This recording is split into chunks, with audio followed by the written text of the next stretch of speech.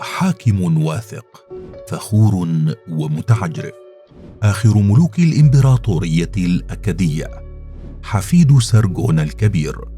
أصبح مع جده شخصية شبه أسطورية في بلاد ما بين النهرين. أطلق على نفسه لقب ملك الأرباع الأربعة من الكون، أعاد المجد للأكديين، وكان عهده بمثابة ذروة سلالة سارغوني. لكنه في المقابل تسبب بانهيار الإمبراطورية الأكدية. نارامسين أول حاكم في بلاد ما بين النهرين يؤله نفسه أثناء حكمه، ويعتقد أنه هو ذو القرنين من خلال مقاربة بعض التفاصيل بقصة حياة الطرفين. فهل يكون نارامسين هو ذو القرنين؟ وعلى ماذا اعتمد الباحثون في مقاربتهم؟ ملك الأرباع الأربعة. بعد وفاة سارغون تولى ابنه ريموش العرش، وحكم ما بين عامي 2271 و 2279 قبل الميلاد. قضى ريموش السنوات الأولى من حكمه في استعادة النظام، لأن مدن الإمبراطورية تمردت بعد وفاة سارغون. حكم ريموش لمدة 9 سنوات فقط، وخلفه في الحكم شقيقه مانيشتوسو. كان على مانيشتوسو أيضا إخماد التمردات على خلافته، وحكم 15 سنة قبل أن يتوفى ويخلفه في الحكم ابنه نارامسين. كان على نارامسين أن يفعل مثل عمه ووالده، حيث عمل على قمع التمردات في جميع أنحاء الإمبراطورية قبل أن يبدأ في الحكم. ويعود سبب هذه التمردات في كل من حكمه وحكم والده وعمه إلى أن شعوب بلاد الرافدين والمنطقة في تلك الفترة لم تكن تؤمن بالحكم الوراثي، لأن صفات القائد لا يمكن توارثها، ويجب في كل مرة اختيار قائد جديد يكون أهلا للقيادة. لكن نارامسين أثبت لهم عكس ذلك.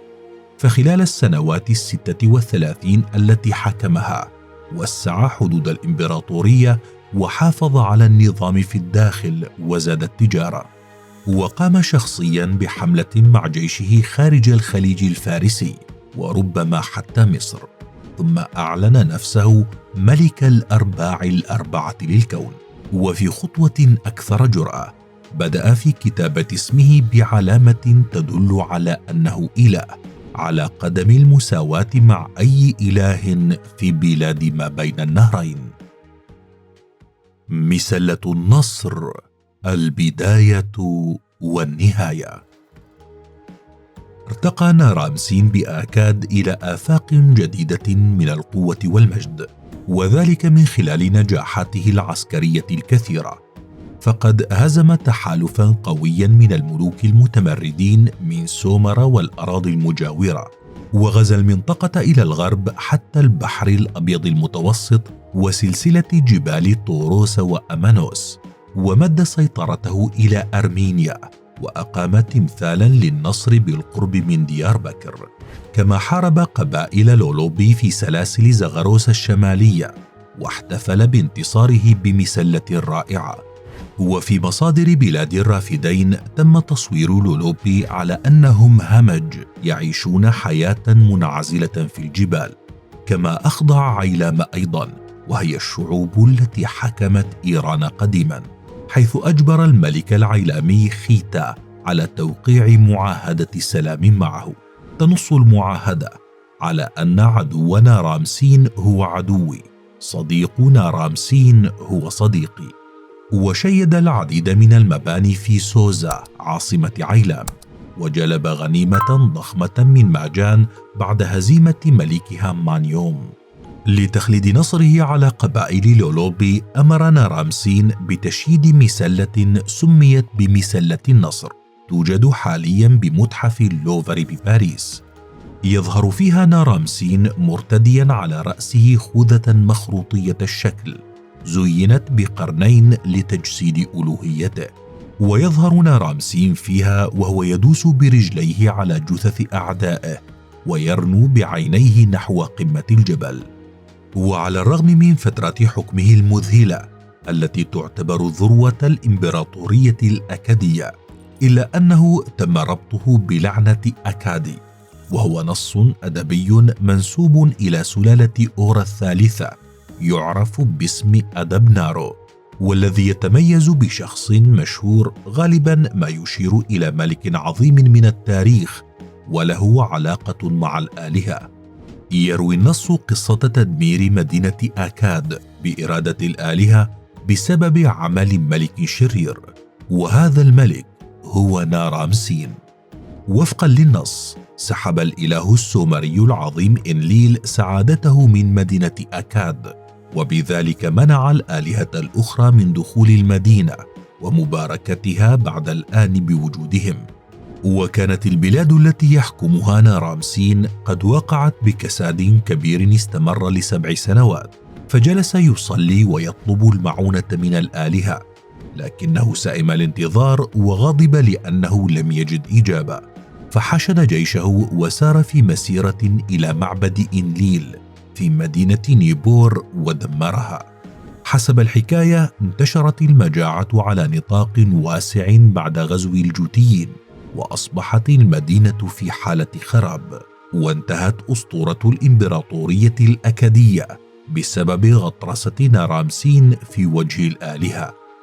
توفي نارامسين لأسباب طبيعية على الأرجح، وخلفه ابنه شار كالي شري. بدأ عهد شار كالي شري كما كان أسلافه، حيث كان عليه أيضا بذل جهد هائل في إخماد الثورات بعد وفاة والده، لكنه افتقر إلى القدرة على الحفاظ على النظام، ولم يكن قادرا على منع الهجمات على الإمبراطورية من الخارج. وكان أهم مشروع قام به هو إعادة بناء معبد إنليل في نيبور. شن شار كالي شري حروبا شبه مستمرة ضد العيلاميين والأموريين، لكن الغزو الجوتاني بالتزامن مع تغير المناخ هو الذي تسبب في المجاعة التي تسببت في انهيار الإمبراطورية الأكادية ودخول بلاد الرافدين في النفق المظلم. نارامسين وذو القرنين. ذكرت النقوش الأكادية مدينة التوتل على أنها جزء من المملكة التي حكمها نارامسين، وكان يزورها لإقامة طقوس الإله داجان الذي كان يعبد في هذه المدينة. داجان هذا له زوجة هي شالا إلهة النار، وقد انتشرت عبادته إلى خارج بلاد ما بين النهرين. ويعتقد أن مدينة التوتل هي مدينة هيت الموجودة الآن في محافظة الأنبار. وأكثر ما يميز هذه المدينة هو احتواؤها على بحيرات كبريتية تغلي بشكل دائم وينبثق منها فقاقيع غازية. يربط البعض مدينة هيت بالمكان الذي عاشت فيه يأجوج ومأجوج، والكهوف فيها زبر الحديد المغطى بالقطر. ويربط آخرون علاقة ذي القرنين بنارامسين من خلال مسلة النصر الموجودة في باريس، والتي تصور انتصار نارامسين على اللولوبيين الذين وصفوا كمجموعة همجية، والذين تم ربطهم بقوم يأجوج ومأجوج. كما تظهر المسلة نارامسين وهو واقف على جبال زغاروس العالية والغنية بالمعادن مثل القصدير والرصاص والنحاس، وهذه المعادن هي نفسها التي استخدمها ذو القرنين لإبعاد خطر قبائل يأجوج ومأجوج الهمجية. فهل يمكن أن يكون نارامسين هو نفسه ذو القرنين؟ أخبرنا رأيك بالتعليقات.